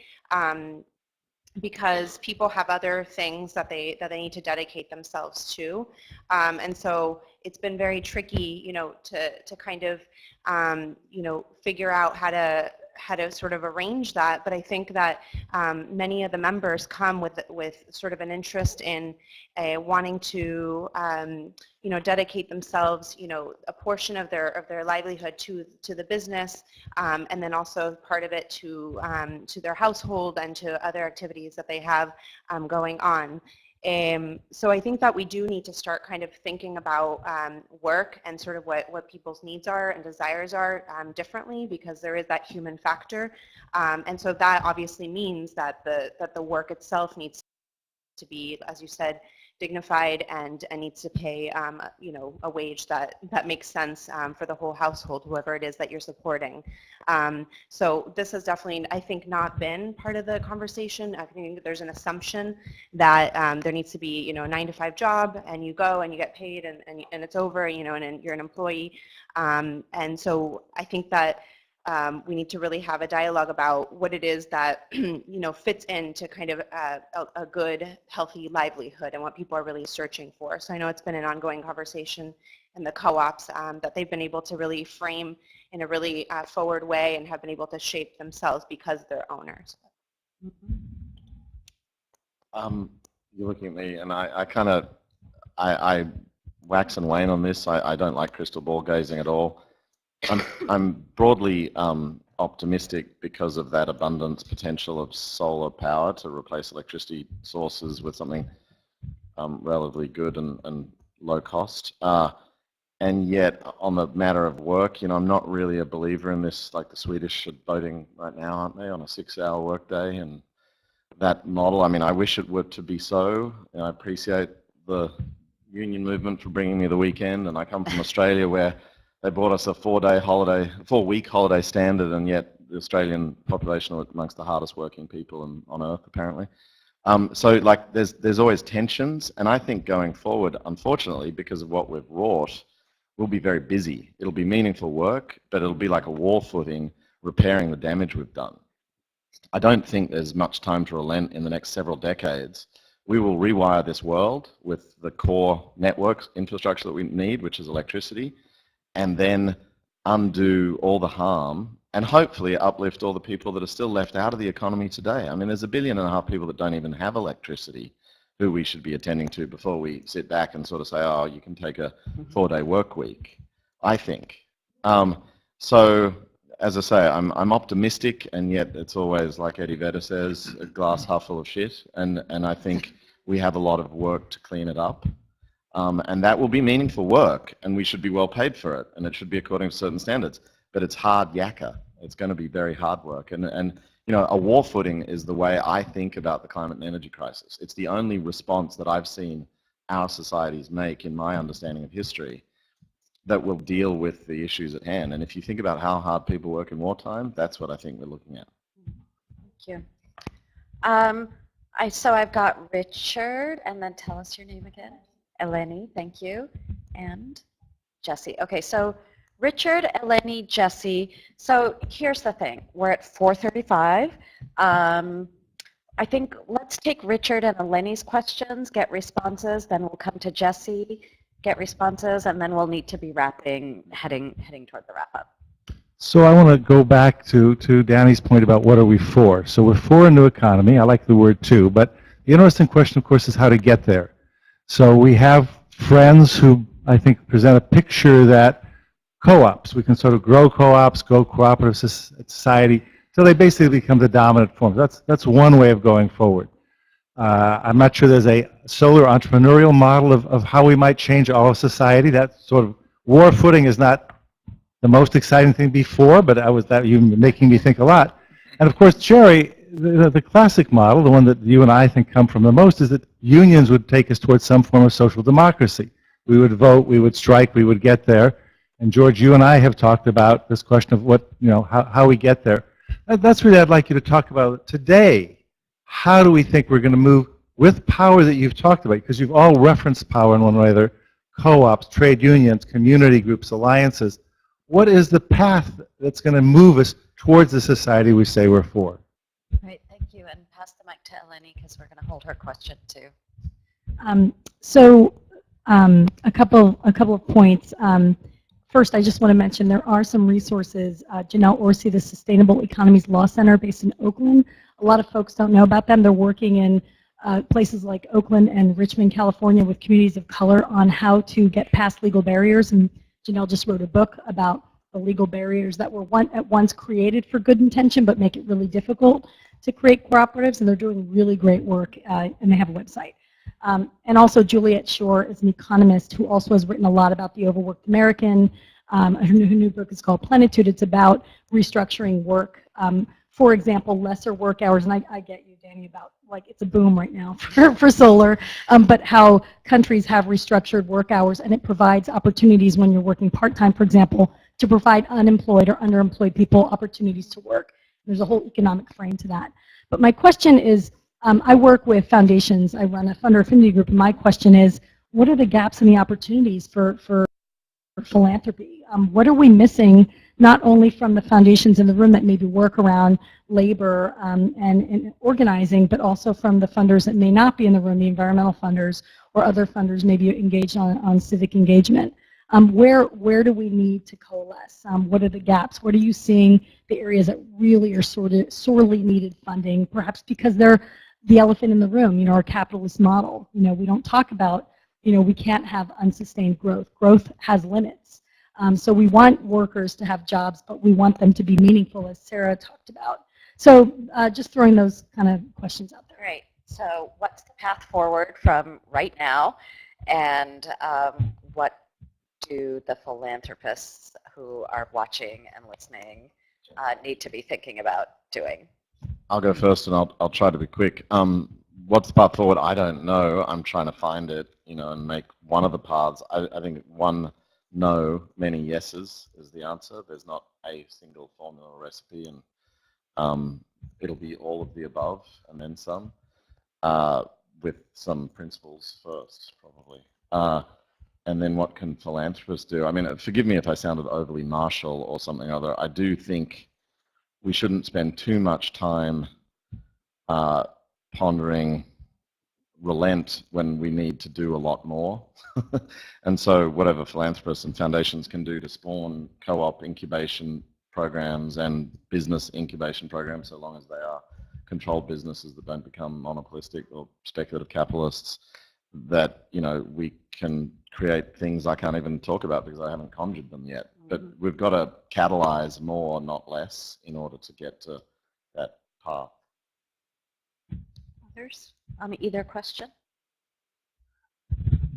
On the path forward, a surprising new development is that groups that generally have not talked about the economy at all are now talking about the economy, and talking about how it's presently shaped, what's its impact on their communities, and then beginning to have conversations about what would we want that's different. I think that's a new kind of conversation that can produce new, interesting kind of alliances. So suddenly, unions are talking to the Green Business Council, right? And all of them are talking to women who are concerned about reproductive rights, but are also concerned about working family issues, right? I can't go home without having a conversation about working families issues because my wife is really actively involved in that conversation. All of those folks together are now beginning to ask questions about the politics of the economy. This economy has a politic, right? Who's it for? How does it work? And what should we want it to look like now? I think that's an interesting conversation. It's being had all over by union. We're having it with partners. We're coming together with those folks and saying, what do we want to happen for workers and people in general in this next economy? Thank you. I'll just make Go ahead. a couple comments about this. Maybe it's similar to what you were referring to, but I think it's important when working and organizing workers to consider, yeah, like you were saying earlier, sort of the identity, that it's not just about organizing a cooperative to build, to increase, the wages, but to also consider other factors of people's lives and to take that leadership that's being formed and leverage that to have people join other kinds of movements. And so that's why this is a great platform for people, for example, in the co-ops that I'm working with, to be connected to the Care Generations campaign, the domestic workers campaign, to immigration reform issues. So sometimes people need to start with, increasing their wages to be able to survive and to be able to function. But then moving on to that, really being able to connect people to areas that really impact them on so many different levels, since people are very complicated and have a lot of different interests that they need to be connected to. So.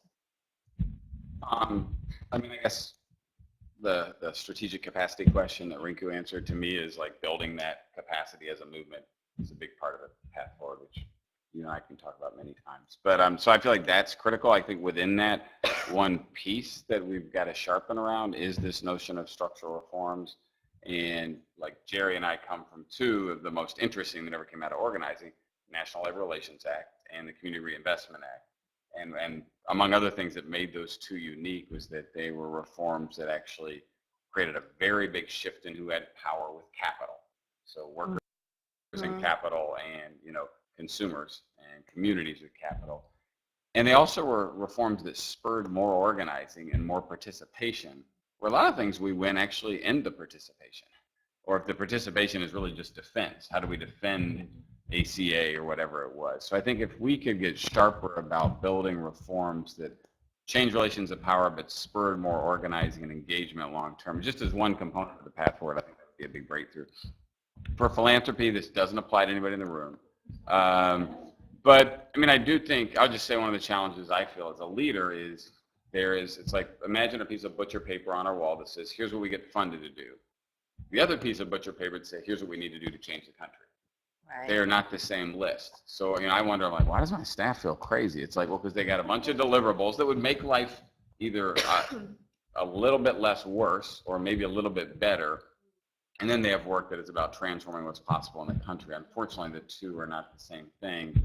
And so, if we were able to move towards more investments in what it would take to transform what's possible, which isn't, if you have to like make a board happy in the next year, might not be great.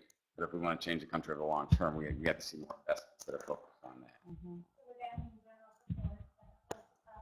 that. I think at that for sure, and then, which is great. And I just think even a recognition that like this work is critical, but the things in Minnesota, everybody's talking about Minnesota nowadays. Well, a set of folks, Richard was involved in this, SEIU folks, Isaiah folks, and others met for years. Leaders got in a room, met, did work around relationships, strategy, ideology, and other things. I'm sure all the time, they probably didn't get funded to do it, and they were probably thinking like, I'm not even sure it was going to pay off, but it ended up building the fabric that later helped launch all this amazing stuff that's happening in Minnesota.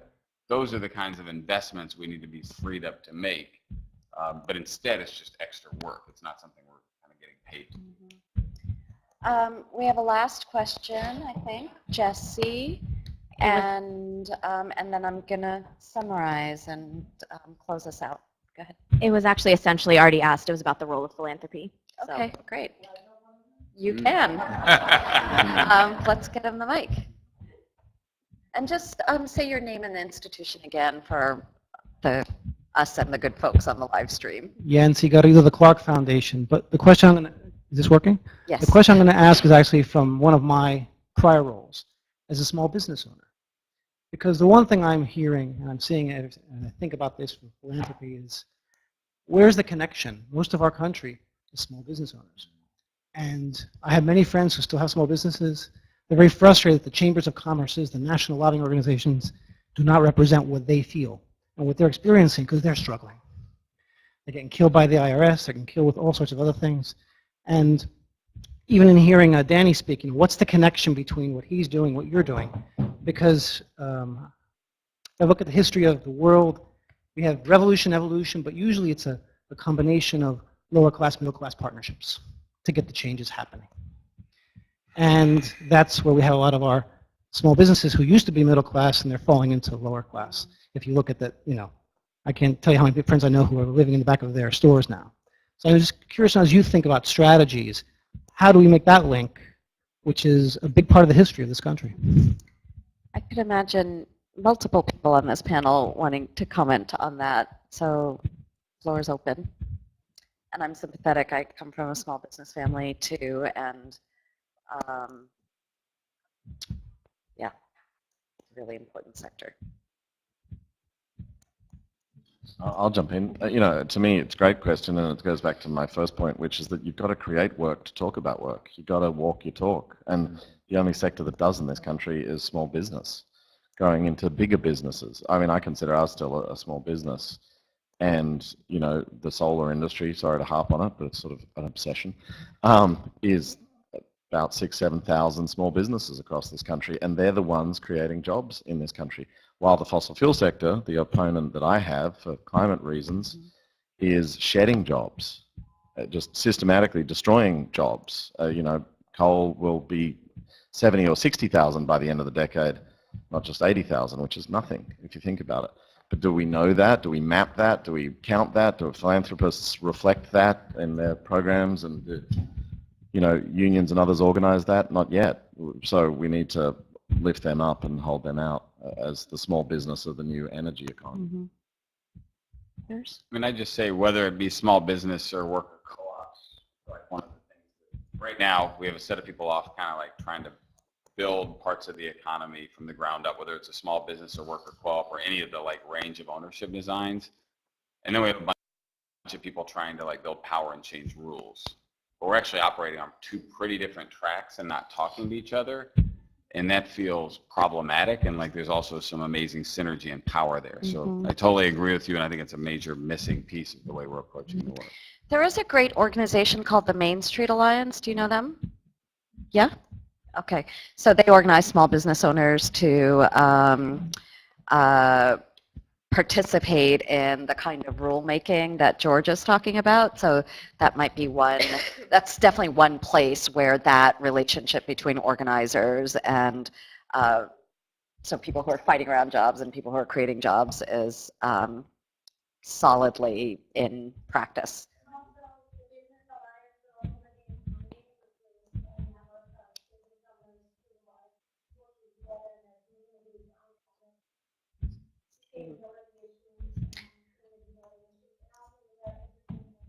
So I'm going to repeat those two names because the live stream won't have heard them. So it's the Business Alliance for Local Living Economies, and what was the second one? American Sustainable Business Council. Small Business Majority.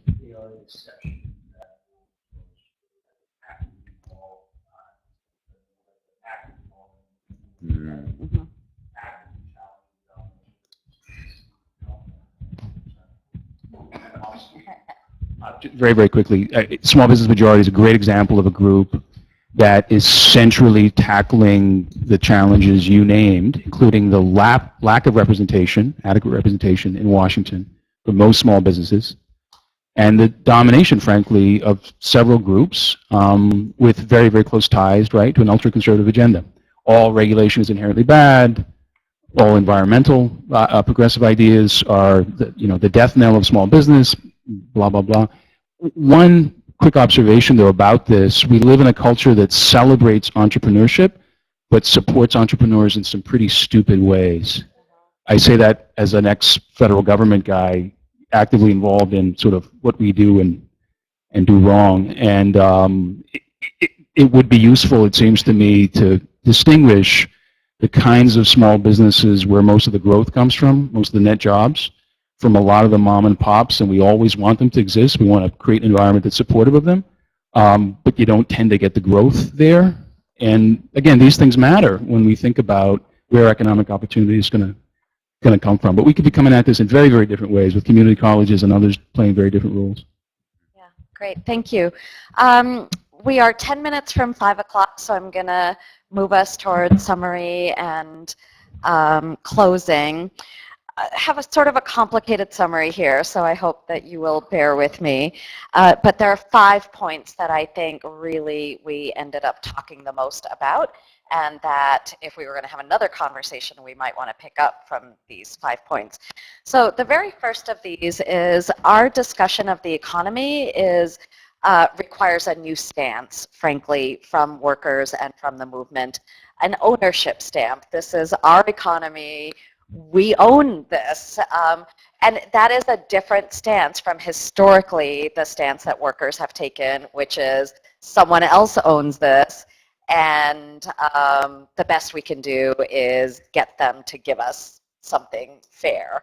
And when I say we own this, obviously I do not mean we own Apple or GM or something like that, but that we, it's an emotional and psychological reboot around what we can comment about, what questions we can take up, what policies we can feel confident about debating, what kinds of businesses what our actual role is. And I think our panel has really argued that it is both to fight and to create. That is our role. And we have to feel like we own the house if we're going to, build it and fight to keep it. And put solar panels on it. Exactly. If we're going to have a house with solar panels, we need to own the house. All right.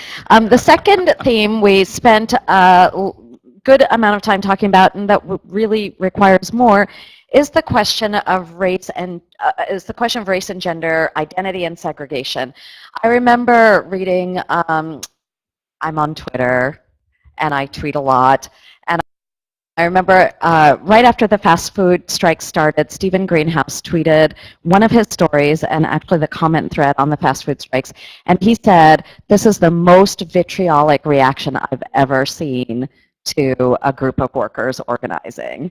And he didn't say this, he may not think this, but I think that's because fast food workers are largely black people or people of color, or in rural areas they're the poor, they're what's considered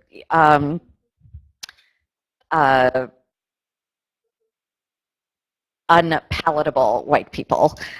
So they're good white people, they're bad white people. So in fast food restaurants, the white people are thought of as not the good white people. So so that's one thing I remember. The other thing is a while ago I was on NPR saying things very similar to what Jerry was saying, that who you are determines what kind of job you can get and how you're going to be treated in that job, what your wages are going to be like. And if you change the identity of the worker, as in nursing, for example, all of a sudden, you get male nurses, they're making more money, not because they're unionized, not because they're better educated. They're just men. So I said that on NPR, and one of my own staffers, 26 years old, her last set of jobs was in retail, said, "Oh, I really wish I had known you before, because when I was working retail, I would have felt less ashamed of my job, and I might have or worked with my coworkers more to actually improve it instead of just being driven to get myself a better job, because all the messaging around why your job is crap is that it's your fault, and if you are only a different kind of worker, your job would not be crap."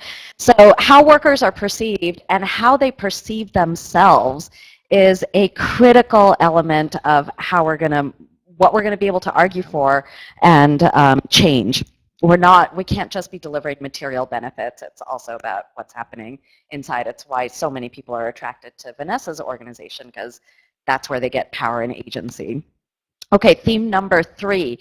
Now, theme number 3, I'm pulling from the video and highlighting something that we did not actually spend a lot of time here talking about, but that should be on the agenda. And that has to do with how you change the discourse about the economy, how you change that culture that says, the entire purpose is for some people to be able to make money. that's how people think of what the purpose of the economy is. And that cultural shift is not going to be able to, is not going to happen entirely through politics or even entirely through actually making economic decisions. It's going to happen through movies and cartoons and games and television and YouTube. So to the degree that we want to have a complete strategy, and the strategy includes culture change, some of those kinds of tactics are things we're going to need to think about. Theme number 4, we do actually need new policies. We're starting to look into Title VII, which informally in our organization we call this project the Why Can't the Women at Walmart Get Any Relief project, because Title VII ought to have created the conditions under which women who work at Walmart should be able to get manager jobs, and if they can't, ought to be able to get recourse through the courts, and yet not the case. So clearly we need some upgrading at the very least of something like Title VII, and we need lots of new policies and new ways of making policies so that we can actually control this economy that we're going to claim ownership of.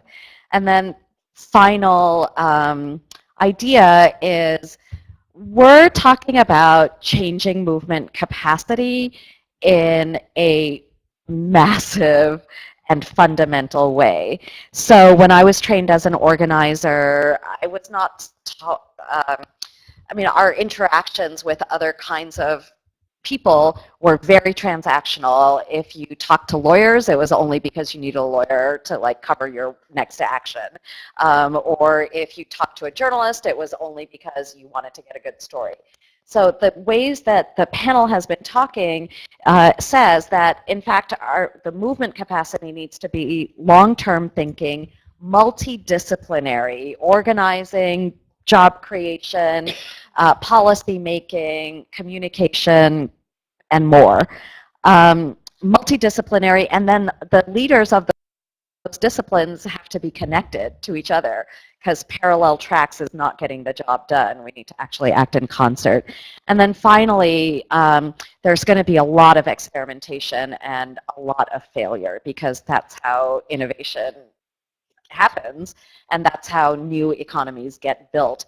And so I think a key question for philanthropists is, what is your appetite for experimentation and failure? Ours is pretty high. We do it whether you're funding it or not. But what is your appetite? Because you could help that become less of a conflict for movement leaders and movement workers. Thank you. Can I just thank our panelists? Really great to hear from all of you.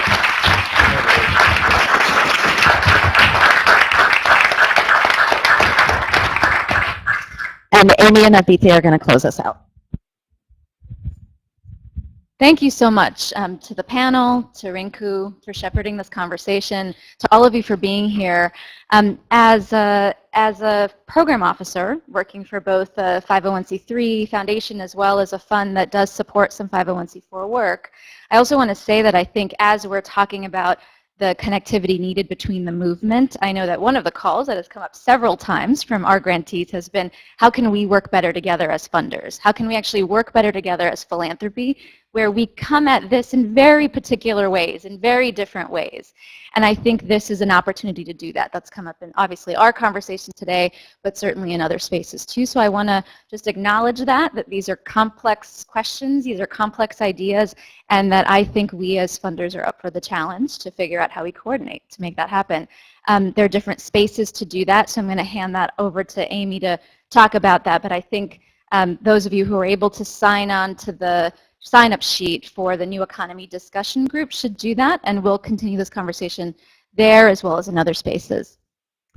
So the last thing I'm going to do is just invite you to besides the 4 sessions that follow this one in this series, to 2 upcoming events where there will be an opportunity to continue some of this conversation. The first one is to the Neighborhood Funders Group Working Group on Labor and Community Partnerships policy briefing in Washington, D.C. at the end of this month, April 23rd to 24th, where we'll take up both questions of policy, sort of how do we fight back against some of the things we're losing, and then really how do we look forward to what is the vision for the future and what are the kinds of policies that need to be in place in order to achieve that. And the second one is Mark Randazzo, who's watching us via live stream. Hi, Mark. Asked also for us to announce the EDGE Funders Conference, which is April 29th through May 1st in San Francisco, and to offer to everyone who's in this room that the discounted rate is available to everyone who's here today if you sign up soon. So we would encourage you and hope to see you all at in both of those places. So thank you so much. That's right. The next, just for those folks, I'll say it again. The next session in the series is the Future of Finance. The date is, it's in June 5th. So look out for the announcement that's coming out about that. Thank you so much, everybody.